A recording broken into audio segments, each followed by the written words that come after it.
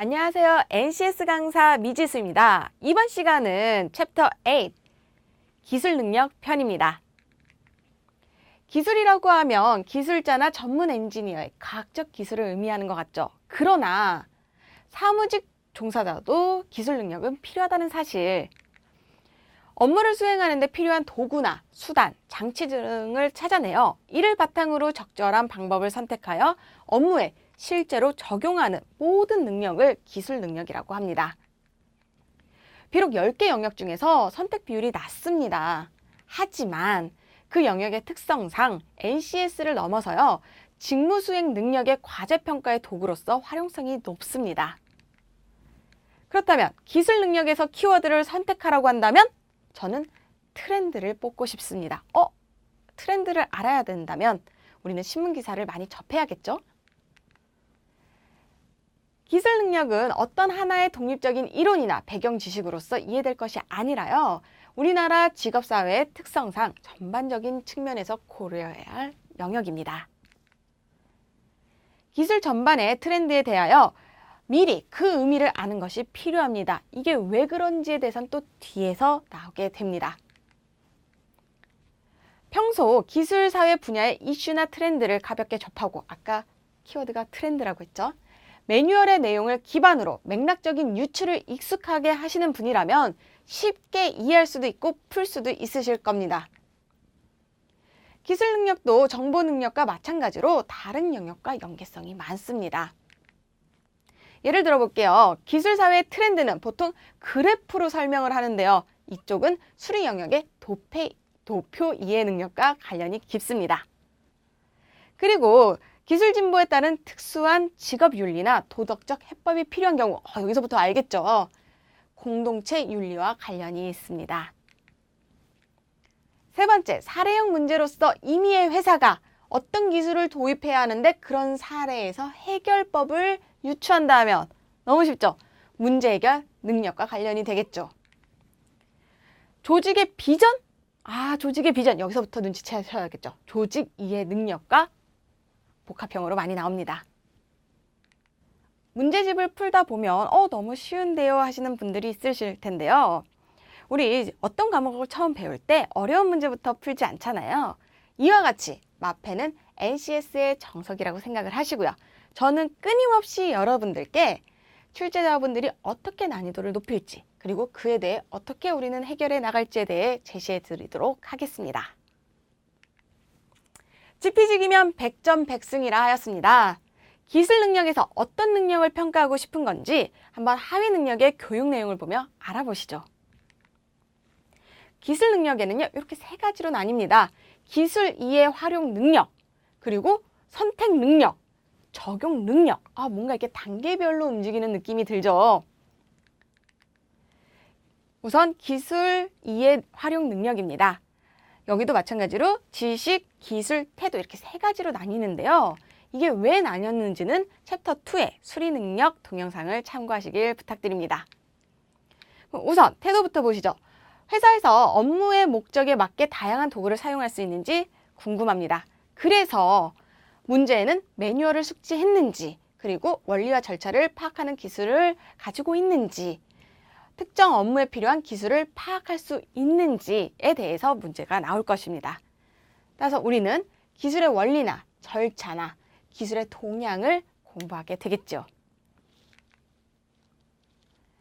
이해 활용 능력은요, 여기서 매뉴얼상에는 기술이란 의미와 원리, 절차, 기술 동향 등 일반적인 내용만 담고 있습니다. 또한 기술적 문제 해결이 필요한 경우 최적의 기술을 선택해야 하는 이유, 또는 최적의 기술을 선별할 수 있는 방안, 윤리적 판단의 대립, 이와 같은 다양한 설정도 제시하고 있습니다. 그러나 아까 말씀드렸던 것처럼 기술 능력에서는 트렌드가 중요하죠. 이런 일반적인 내용보다는 트렌드가 훨씬 많이 나옵니다. 이와 같은 사례형 문제가 나온다면 무엇보다도 직무 담당자로서, 합리적 문제 해결자로서 옳은 대안을 가질 수 있는지의 관점으로 접근하는 것이 중요합니다. 모든 영역에서는 직무자로서의 관점으로 보셔야 합니다. 자신의 취향이 이거니까 이렇게 찍으시면 당연히 틀리겠죠. 두 번째입니다. 기술 선택 능력인데요. 우선 회사에서는 기술 선택을 위해 각각이 기술의 장단점을 비교할 수 있는지 궁금해할 것입니다. 따라서 업무 상황에 적합한 기술을 선택할 수 있는지, 그리고 선택한 기술의 장단점을 알고 있는지, 업무에 적용하는 데 있어 선택한 기술의 결과를 예측할 수 있는지에 대한 문제가 나올 것입니다. 그리고 우리는 이를 위해 새로운 기술 선택 방법에 대한 지식이나 고려할 사항이나 아니면 그 기술의 장단점을 미리 파악하고 있어야겠죠. 기술 선택 능력의 매뉴얼에는요, 필요한 기술을 선택하는 인식과 지식, 고려사항, 그리고 기술의 장단점 이해 등으로 표현하고 있습니다. 문제 해결 능력에서도 자주 나오는 단어인데요. 벤치마킹입니다. 이것은 기술 선택 능력과 큰 연관성이 있습니다. 그래서 따라서 여기서도 벤치마킹에 대해서 공부해 두셔야 합니다. 그리고 NCS 매뉴얼에는 크게 언급되지 않았지만 기술 이해 선택에 있어서 산업재산권의 개념도 크게 연관이 되어 있습니다. 요거 뒤에서 알아보고 넘어가도록 하겠습니다. 그리고 실제 이에 관한 문제가 아주 많이 나옵니다. 그래서 반드시 산업재산권의 개념을 알아두시길 부탁드립니다. 이런 거가 있겠죠. 특허권부터 디자인, 상표, 저작권. 이런 부분의 배경 지식이 필요합니다. 최근 산업 트렌드를 분석한 기사를 읽을 때요, 이와 같은 산업재산권의 배경 지식이 있다면 훨씬 그 맥락적인 의미를 잘 파악할 수 있겠죠. 그리고 시간도 단축할 수 있겠죠. 마지막입니다. 기술 적용 능력인데요. 업무의 목적에 맞게 다양한 도구를 사용할 수 있는지, 그리고 기술적 문제에 대한 결과를 평가할 수 있는지 회사에선 궁금해합니다. 따라서 무슨 문제를 냈냐? 기술 사용에 있어 오류를 찾아낼 수 있는지, 기존 사용에 있어 오류를 찾아낼 수 있는지, 그리고 기술에 대한 결과를 해석할 수 있는지에 대한 문제가 나오겠죠. 그리고 우리는 이것을 위해 장비 및 기계 설치 과정 및 방법에 대한 지식을 배우게 될 것이고요. 그리고 기술 적용에 따른 장단점도 배우고 기술 유지와 보수의 방법도 배우게 되실 겁니다. 기술 적용 능력은요, 기술 이해 능력과 기술 선택 능력의 확장된 개념입니다. 잘못 알고 계시는 게 있는데요. 기술 적용 능력, 기술 이해 능력, 기술 선택 능력, 이렇게 다 다른 능력으로 아시는데 그러시면 안 됩니다. 하나의 영역으로 이해를 하시길 부탁드립니다. 어떤 문제 해결 과정에서요, 여러 가지 대안 중 선택된 대안이 정해지면요, 그것을 실행하고 실행 후에 평가의 과정을 거쳐야겠죠? 기술 적용의 프로세스에서는 이러한 과정을 기술 적용 과정이라 부릅니다. 예를 들어서요, 이 상황들이 나와 있는데요. 기술 적용 후 설비나 라인을 어떻게 효율적으로 유지 관리할 것인가? 그럴 수 있겠죠. 그 다음에 새로운 요소 기술을 현재 진행 중인 기술 분야에 어떻게 업그레이드 할 것인지, 기술적 문제에 대한 대처 방안이 효율적이었나 타당했나, 주요 고객의 트렌드 변화에 따라 현재 적용 중인 기술 분야는 어떤 전략으로 대처했는지, 이런 다양한 사례형 문제가 나올 수 있습니다. 따라서 기술 적용 능력은요, 실제 다양한 산업 및 기술 분야의 다양한 사례를 접목할 수 있는 영역이기 때문에요. 뉴스나 신문 기사를 평소에 스크랩을 좀 해두시면 문제 풀 때 훨씬 수월하게 푸실 수 있겠죠. 문제를 보고 넘어가도록 하겠습니다. IT 회사에서 프로젝트 매니저로 근무하는 기한은 상황 제시형이구나.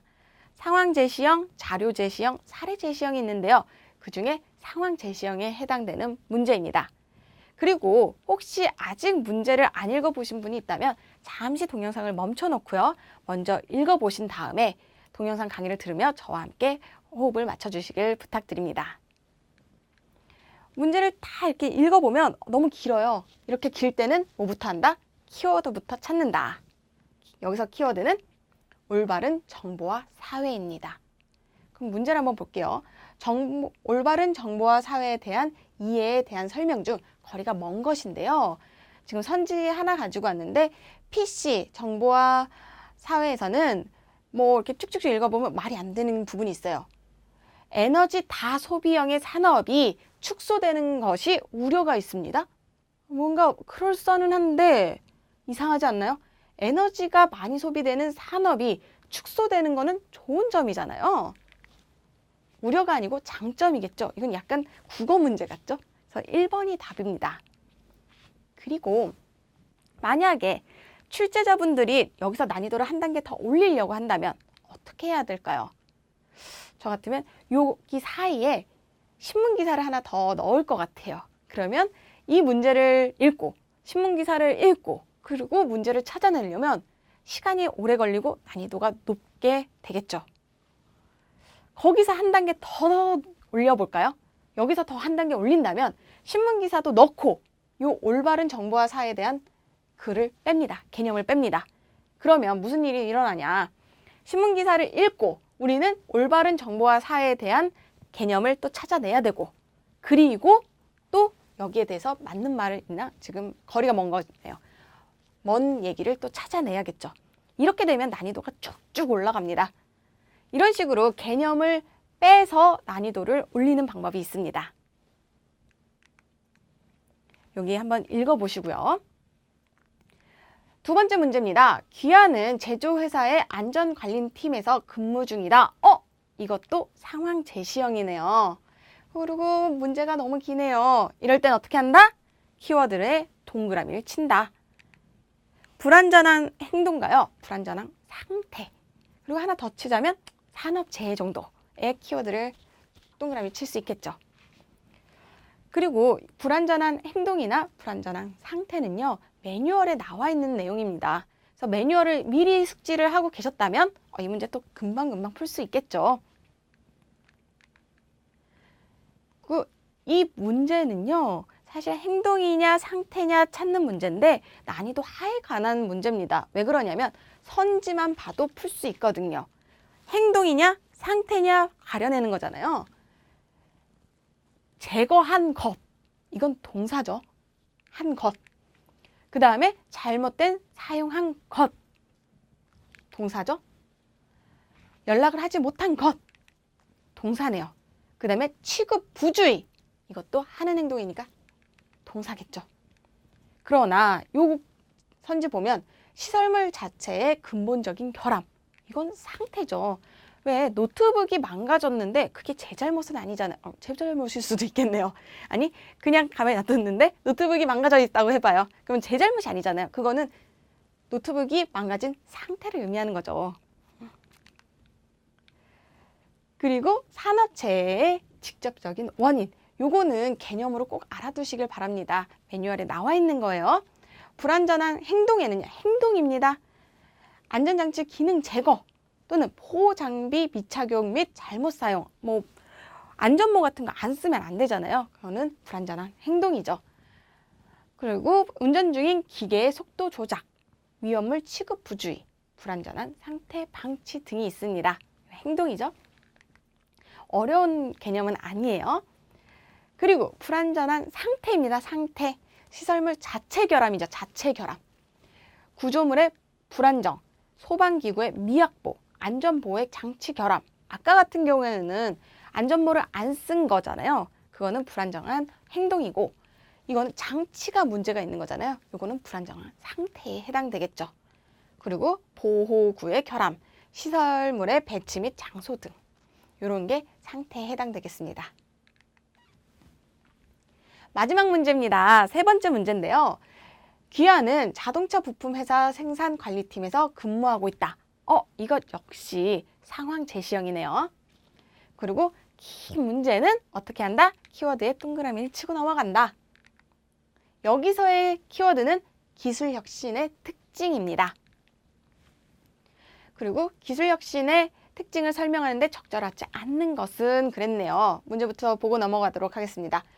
기술혁신의 과정은요. 그 자체가 굉장히 명확하기 때문에 아니죠. 매우 불확실합니다.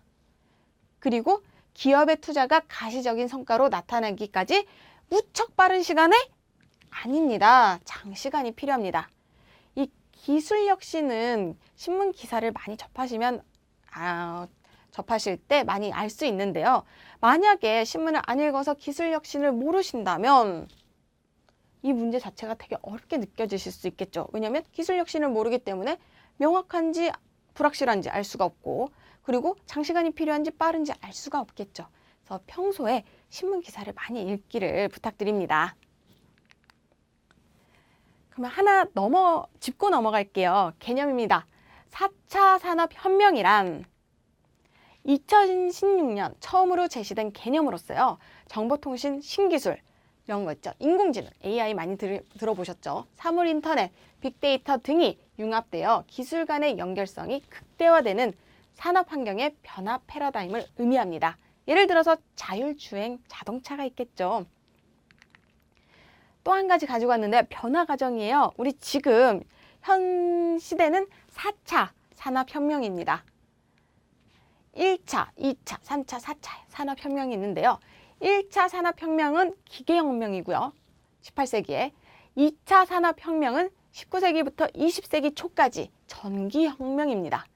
그리고 제3차 산업혁명은요. 정보혁명이고요. 지금은 2015년부터인데요. 초연결지능혁명인데 인공지능, IoT 기반의 만물초지능 혁명이라고 불리웁니다. 그래서 이 과정을 꼭 암기해 두시길 부탁드립니다. 마지막으로 요약 정리하고 마무리하겠습니다. 기술 능력은요, 비교적 선택 빈도가 낮은 편입니다. 그리고 매뉴얼의 기본적인 내용도 숙지가 권장이 되지만 아까 말씀드렸다시피 트렌드가 굉장히 중요한 영역입니다. 관련된 이슈나 테마에 대하여 자료 제시형 문제로 응용되어 나올 수 있습니다. 그리고 제4차 산업혁명, 빅데이터 등 최신 기술 트렌드나 동향에 관련된 용어, 내용, 기사 등을 접해서 익숙하게 하는 것이 좋습니다. 네 번째, 난이도나 문제 수준이 타 영역에 비해서 좀 수월한 편입니다. 여러분 잘 이해되셨나요? 이 강의는 제가 맡은 부분의 마지막 강의였습니다. 5강 모두 총 정리를 하자면 매뉴얼도 정말 중요하지만 신문 기사나 사설이 정말 중요하다는 것이었습니다. 다시 한번 이 영상을 보며 복습하시길 부탁드리며 여기서 마치도록 하겠습니다. 수고하셨습니다.